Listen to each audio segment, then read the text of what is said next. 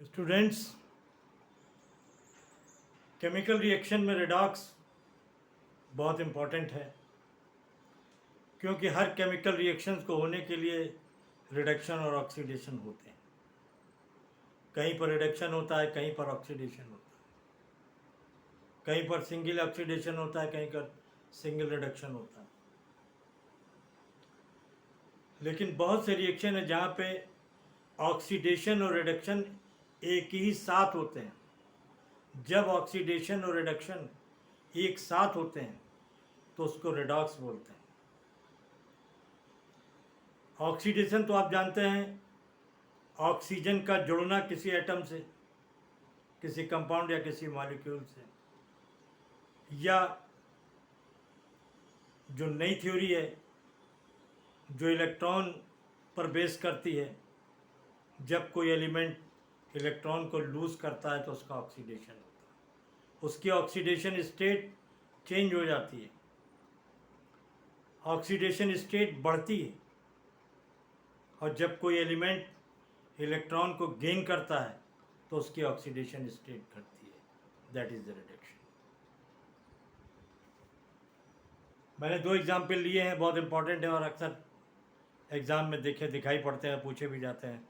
और रिडॉक्स के क्वेश्चन को अच्छी तरीके से आप इन दो एग्जाम्पल से, हालांकि बहुत से रिडॉक्स रिएक्शन है, लेकिन आप जो है यहाँ पर दो से अच्छी तरह समझ लें। Redox means when oxidation and reduction reactions occurs at one reaction simultaneously called as redox. Copper का रिएक्शन, कापर सॉलिड का जब ऑक्सीजन से होता है तो क्यूप्रिक ऑक्साइड CuO बनता है। Here copper lose electron and oxide oxidised हो जाता है, and oxygen gain electron and reduced हो जाती है। ऑक्सीजन क्या है? ऑक्सीजन इलेक्ट्रॉन को लेकर रिड्यूस हो जाती है।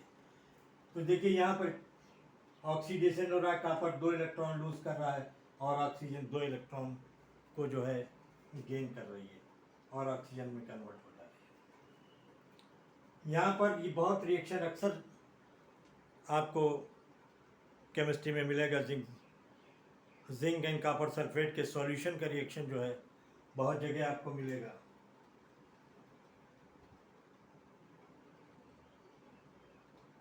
रिएक्शन सॉल्यूशन में होता है, और दूसरा ये इलेक्ट्रोकेमिस्ट्री में इसका बहुत यूज़ है। आप जब इलेक्ट्रोकेमिस्ट्री पढ़ेंगे तो उसमें आपको दिखाई पड़ेगा। Zinc metal lose 2 electron become zinc ion, and copper ion gain in solution gain 2 electron and convert into copper metal में, कॉपर एटम में बदल जाता है। ये बैटरी में ये रिएक्शन बहुत यूज़ होता है, आपको भी ये रिएक्शन बैटरी में देखने को मिलेगा। तो देखिए यहाँ पर जिंक ने 2 इलेक्ट्रॉन छोड़े और जिंक आयन में कन्वर्ट हो गया, यहाँ पर ऑक्सीडेशन हुआ। यहाँ पर कॉपर आयन ने 2 इलेक्ट्रॉन ग्रहण किए और रिडक्शन हो गया। बोथ आर कलेक्टिवली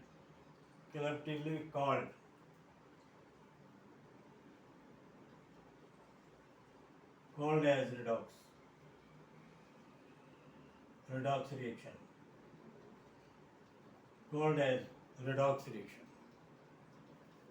यहाँ पर देखिए दोनों साइड में इलेक्ट्रॉन यहाँ से कट गए, दोनों साइड दोनों तरफ है ये, और ये जिंक और जिंक सॉलिड और कॉपर, यहाँ पर जिंक जो है आयन में बन गया और कॉपर सॉलिड में बन गया।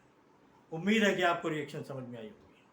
आसान है, लेकिन अक्सर ये दोनों रिएक्शन बहुत जगह आपको दिखाई पड़ते हैं, तो मैंने कहा इसको आपको क्लियर करने की आपको कोशिश की है। वैसे तो आपका बहुत चीज़ें क्लियर होंगी, लेकिन मैंने क्लियर करने की कोशिश की है। Okay, thank you.